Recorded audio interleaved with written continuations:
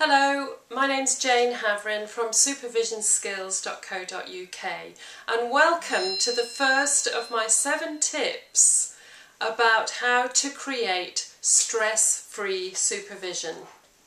Now, the first thing I think that you need to think about in relation to your supervision is the environment that it's going to go on in.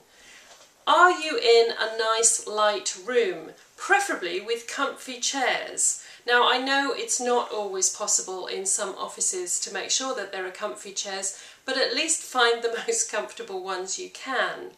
Make sure also that the phone is switched off or that you take it off the hook so that nobody can phone into the room while the supervision is going on, because you're going to be in there with your supervisee for at least an hour and sometimes longer than that, and it's really, really important for the supervisee to feel important enough that nothing else is going to interrupt that meeting time.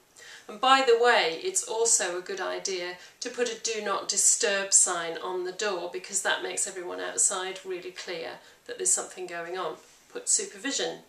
And I know many organisations do this already. It's just a tip if you haven't thought about it before. One other thing to say about that environment is make sure it's as clutter-free as possible.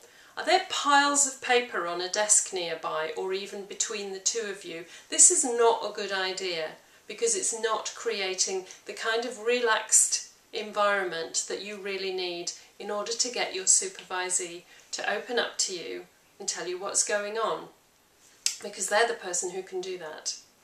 One other little tip about this is try to make sure that when they come into the supervision session, you haven't already filled in half of the supervision form before they get there, because then to them it's going to feel like you haven't got time to deal with them as an individual.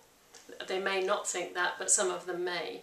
So it's a good idea, if you've got their name on the top, I think that's absolutely fine, but try not to fill in any more bits of that form before they get in. Oh, and one last thing, switch off your mobile phone and agree with all your supervisees that that's the way you're going to handle those kind of things, because you don't want text messages and whatever landing in the middle of your meeting. Thanks very much, and there will be another tip next week, so I look forward to speaking to you then. Thanks a lot, bye bye.